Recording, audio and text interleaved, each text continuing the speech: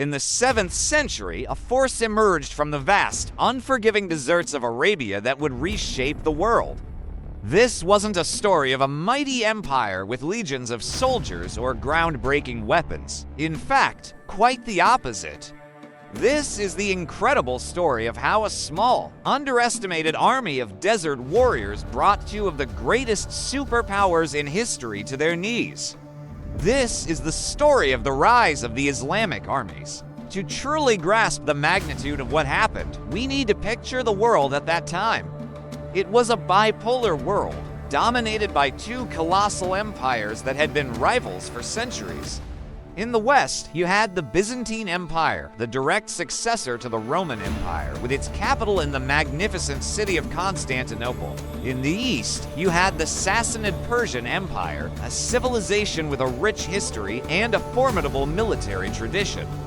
These two giants had been locked in a seemingly endless cycle of war for generations. They commanded massive, professional armies, defended their lands with imposing fortresses, and possessed centuries of accumulated military knowledge and strategy. Meanwhile, the Arabian Peninsula was a patchwork of scattered, nomadic tribes.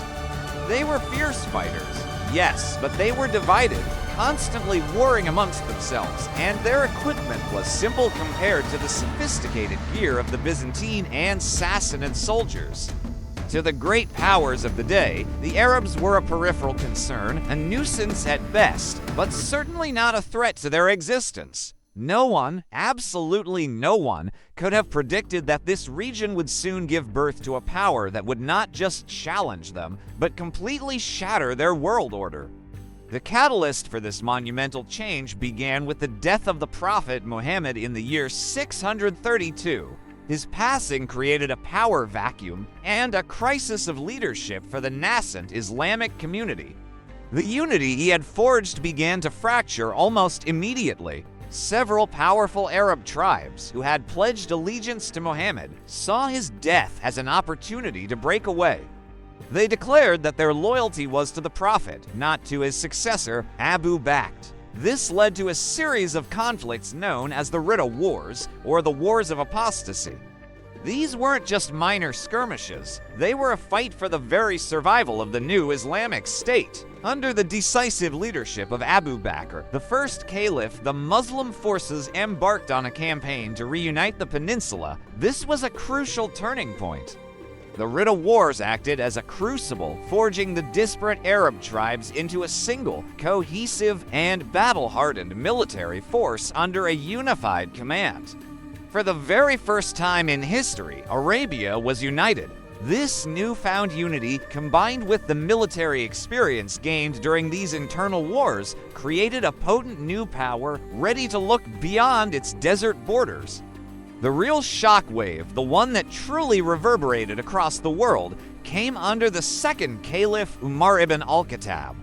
With Arabia now secure and unified, the Islamic armies began to move. They pushed north, simultaneously challenging both the Byzantine Empire in Syria and Palestine and the Sassanid Empire in Iraq. What happened next was, by all accounts, astonishing.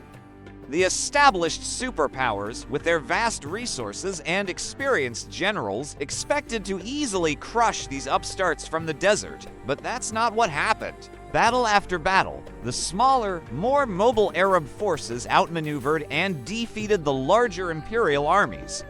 Two battles in particular stand as legendary turning points. At the Battle of Yarmouk in 636, a Muslim army, though heavily outnumbered, delivered a catastrophic defeat to the Byzantines, effectively shattering their control over Syria. It was a tactical masterpiece that sent shock waves through Constantinople. Just a few months later, at the Battle of Al-Qadisiyah, another Muslim army faced the might of the Sassanid Persian Empire. Again, against all odds, they achieved a decisive victory, leading to the capture of the Sassanid capital and marking the beginning of the end for the centuries-old Persian Empire. The world was in disbelief. How is this possible? So, why did they win? How did this seemingly small and poorly equipped army achieve such stunning and rapid success against two of the world's most formidable military powers? It wasn't about superior numbers. In most major battles, the Islamic armies were significantly outnumbered. And it wasn't about superior technology. Their armor and weapons were generally simpler than those of their Byzantine and Persian counterparts. The answer lies in a combination of factors that created a perfect storm. First, leadership. Generals like Khalid ibn al-Walid were military geniuses, masters of strategy and deception who could inspire unwavering loyalty in their men. Second, discipline and morale. The Islamic soldiers were bound by a powerful sense of shared faith and purpose. They fought with a fervor and unity that their war-weary opponents often lacked.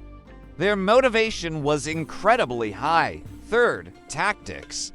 They were masters of rapid movement, using the desert as a highway to launch surprise attacks and outflank their slower-moving, heavily armored enemies. They were light, fast, and adaptable. And finally, timing. The Byzantines and Sassanids were critically weakened. They had just concluded a brutal 26-year war against each other that had left both empires economically drained, militarily exhausted, and politically unstable. They were in no condition to face a new, highly motivated, and aggressive threat. The result of this perfect storm was one of the fastest and most extensive military expansions in all of human history. Within a mere 30 years of the Prophet's death, the Islamic Caliphate had expanded from a small corner of Arabia to an empire that stretched from the shores of Spain in the west all the way to the borders of India in the east. Two of the most ancient and powerful empires in the world had either completely collapsed or lost vast swaths of their most valuable territories. A new global power had risen, fundamentally redrawing the political, cultural, and religious map of the world. And it all began with that small army from the desert, an army that no one saw, an army no one feared. The world will never be the same. This has been a look at the incredible rise of the Islamic armies. If you're fascinated by the strategies, battles, and legendary figures that shape the course of history, make sure you subscribe to our channel for more deep dives into the greatest conflicts the world has ever seen. Thanks for watching.